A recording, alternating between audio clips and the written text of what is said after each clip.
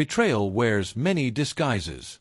But what happens when it doesn't come from the person you love, but from your own choices?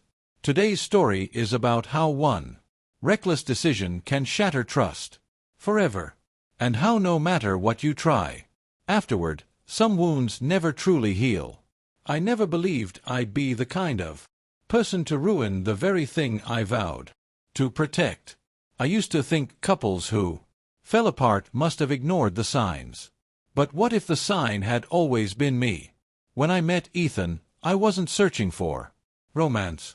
I had just started over in a new city, new job, new life.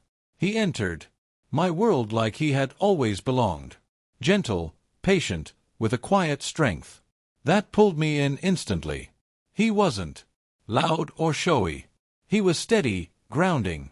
After years of chaos, he felt like safety, and I clung to him with everything in me.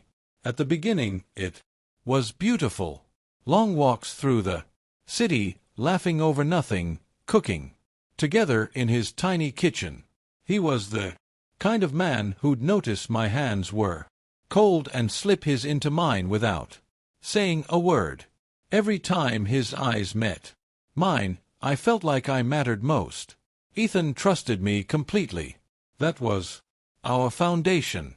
He never checked my phone, never asked where I was, never doubted my words.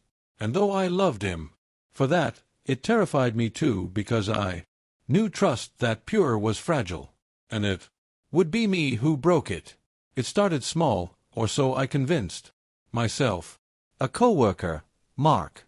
Charming, always quick with a joke, the kind who owned every room he walked into.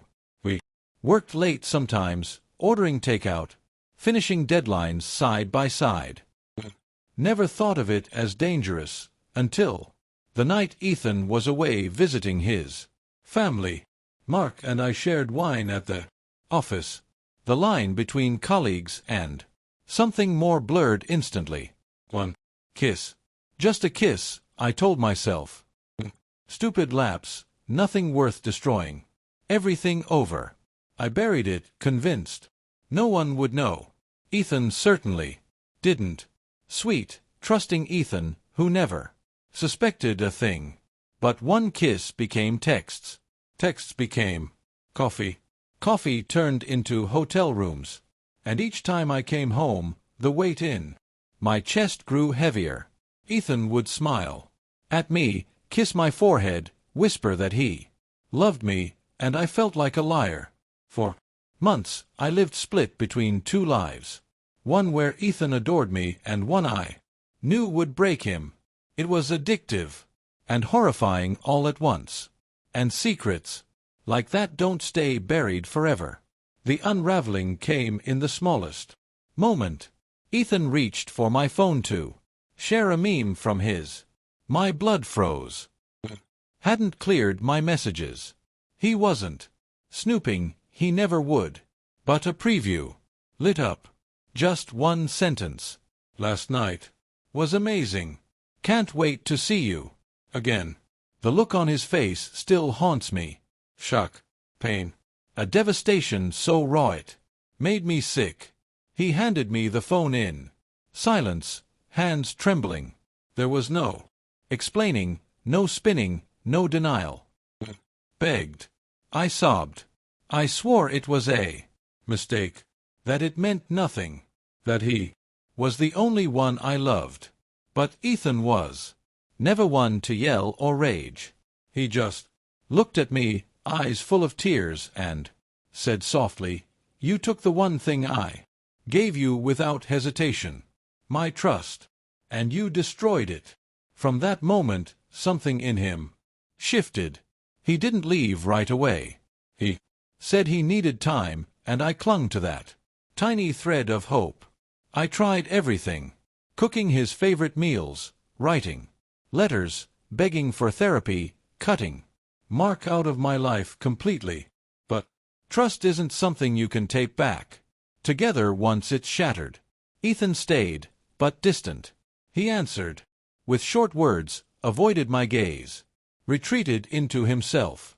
The laughter, the warmth, the spark, all gone. One night, I asked if we could ever be what we were. He shook his head and said, "I don't think I'll ever believe you again." That sentence gutted me, because I knew he meant it. Eventually, he packed his things. No big fight, no dramatic ending, just quiet finality. He left the spare key on the counter, kissed my forehead once more, and walked out. I watched from the window as he drove away, feeling my world collapse in slow motion. And I had only myself to blame. It's been over a year now.